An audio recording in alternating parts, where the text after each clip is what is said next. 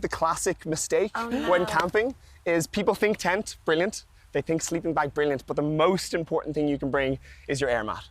The air mat? The air mat that goes under you. That's not just for comfort, that's for warmth. Whether it's in a field at a festival or up at the top of the mountain, you lose most of your heat through the ground. So you want to make sure you separate yourself from the ground with good insulation. Sleeping bag and pillow, this is what comes with me on every trip, whether I'm at a festival or whether I'm camping on a mountain, this is what I use. That doesn't look that warm, that looks quite thin, I think. That's the thing, this will keep me warm into -6, so it can be absolutely freezing overnight, and this will keep me warm. People think all sleeping bags are created equal. A sleeping bag is a sleeping bag, but you really need to make sure if you're buying a sleeping bag, whether it's for a festival or whether it's for camping, you need to make sure it has the comfort rating that what you want to use it for. Don't let the festival field be the first time you see your tent outside of the bag.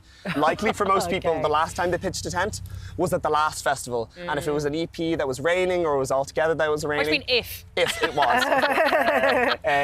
You might have maybe a bit of mold, mildew, dampness. You don't want to open your tent and find out it's full of holes, you've forgotten your pegs and you've forgotten your poles. That is catastrophic for a weekend. So you want to maybe the day before your festival, whether it's tomorrow for All Together Now or ahead of EP, take your tent out, put it up in the garden like I've done here, make sure you've got your poles, make sure you've got your pegs, and make sure you're happy that this is going to keep you dry for 4 days in a field in Laois.